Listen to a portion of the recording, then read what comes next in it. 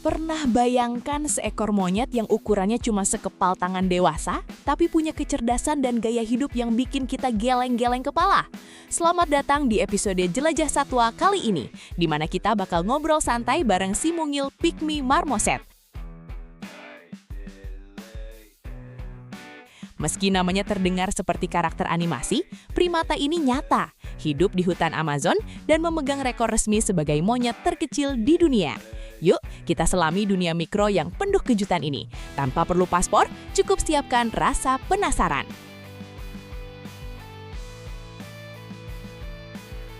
Dengan tinggi badan cuma 12 hingga 15 cm dan berat sekitar 100 gram, Pygmy marmoset memang jagoannya menyamar jadi serpihan kulit pohon atau gumpalan lumut. Tubuhnya ramping, ekornya panjang tapi tidak prehensil, artinya nggak bisa dipakai buat bergelantungan, melainkan berfungsi sebagai penyeimbang saat mereka berpindah dahan. Warna bulanya bervariasi, dari coklat keemasan sampai abu-abu kehijauan, tergantung subspesies dan lokasinya. Yang paling mencolok, mereka punya cakar melengkung, bukan kuku pipih seperti kebanyakan primata. Ini bukan hiasan, melainkan alat panjat alami yang teruji ribuan tahun. Rumah utama mereka ada di kanopi hutan hujan Amazon, tersebar di wilayah Peru, Kolombia, Ekuador, hingga Brazil Barat. Mereka hampir nggak pernah turun ke tanah, jadi 90% hidupnya dihabiskan di ketinggian 10 hingga 30 meter. Di lapisan hutan yang lembab, teduh, dan penuh cabang halus ini, Pygmy marmoset menemukan apartemen ideal, struktur vegetasi yang mendukung pergerakan cepat, iklim stabil, dan yang paling krusial, pepohonan yang rutin menghasilkan getah sebagai menu andalan.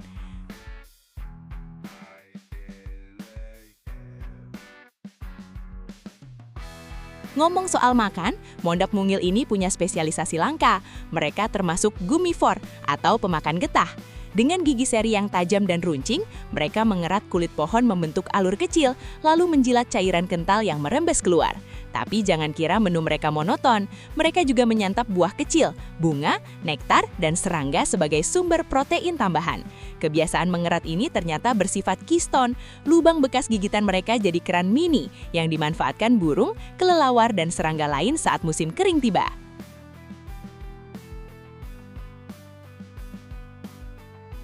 Pygmy marmoset bukan hewan soliter. Mereka hidup dalam kelompok kecil berisi 2 hingga 9 individu. Biasanya dipimpin satu pasangan dominan bersama anak-anak atau kerabat dekat. Komunikasi mereka jauh lebih rumit dari yang terlihat. Selain rangkaian celetukan cepat yang terdengar seperti kicauan, mereka juga mengandalkan bahasa tubuh, ekor yang dikibas, postur membungkuk, atau sentuhan halus di punggung. Menariknya, setiap kelompok punya dialek vokal unik, mirip cara manusia punya logat daerah yang membedakan satu komunitas dari lainnya. Kalau urusan keluarga, Pygmy marmoset termasuk primata yang sangat kooperatif. Sang betina umumnya melahirkan kembar 2, dan yang mengejutkan, sang jantan turun tangan secara aktif dalam mengasuh bayi. Mereka menggendong, membersihkan, menjaga tidur, bahkan berbagi jatah makanan. Anggota kelompok lain juga bergiliran menjaga, membagi tugas layaknya tim shift kerja. Sistem pengasuhan bersama ini bukan cuma meningkatkan peluang hidup bayi, tapi juga memperkuat kohesi sosial yang jadi tulang punggung ketahanan kelompok. Jangan tertipu ukuran mungilnya. Pygmy marmoset adalah akrobat kanopi sejati.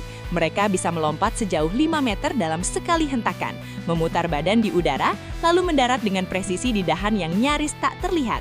Cakar mereka yang melengkung berfungsi seperti kakup alami, memungkinkan merayap vertikal di batang licin dengan kecepatan yang sulit diikuti mata telanjang. Setiap gerakan terhitung hemat energi, karena di ketinggian itu, satu kesalahan kecil bisa berarti jatuh atau jadi target burung pemangsa.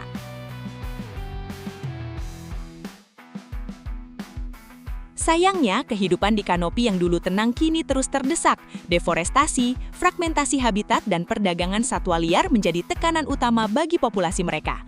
Meski status IUCN secara global masih least concern, tren lokal di beberapa wilayah menunjukkan penurunan signifikan akibat hilangnya pohon penghasil getah dan terputusnya koridor hutan. Tanpa pengelolaan habitat yang tepat, bahkan spesies terkecil pun bisa tersingkir perlahan dari rumah yang sudah mereka tempati sejak zaman es berakhir.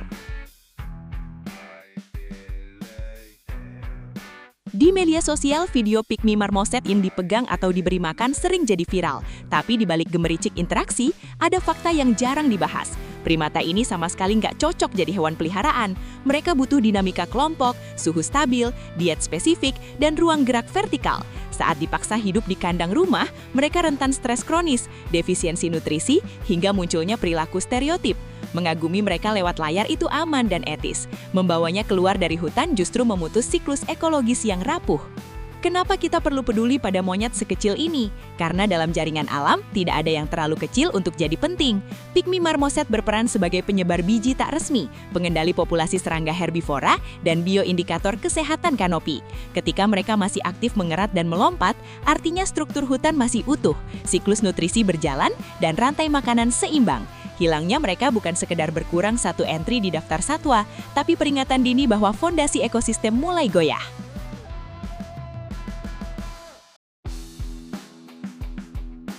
Menjaga pygmy marmoset nggak harus berarti kita terbang ke Amazon atau jadi volunteer lapangan tiap akhir pekan. Cukup mulai dari pilihan sehari-hari. Dukung produk bersertifikasi ramah hutan, hindari konten yang menormalisasi perdagangan satwa liar, dan sebarkan fakta bahwa keanekaragaman biota itu infrastruktur hidup, bukan cuma latar belakang foto. Setiap keputusan kecil di level konsumen punya riak yang sampai ke kanopi. Dan kadang, riak itu bermula dari satu video edukasi yang ditonton sampai habis. Jadi, lain kali kamu scroll dan melihat unggahan monyet mungil di internet, ingatlah bahwa di balik layar itu ada makhluk yang punya rumah, keluarga, dan peran di alam yang nggak bisa diganti mesin atau algoritma. Terima kasih sudah menemani Jelajah Satwa kali ini. Jangan lupa tekan subscribe, nyalakan lonceng notifikasi, dan tuliskan di kolom komentar satwa apa yang pengen kita bedah selanjutnya. Sampai jumpa di episode berikutnya, di mana kita akan terus menelusuri keajaiban alam satu langkah setelah langkah. Salam lestari!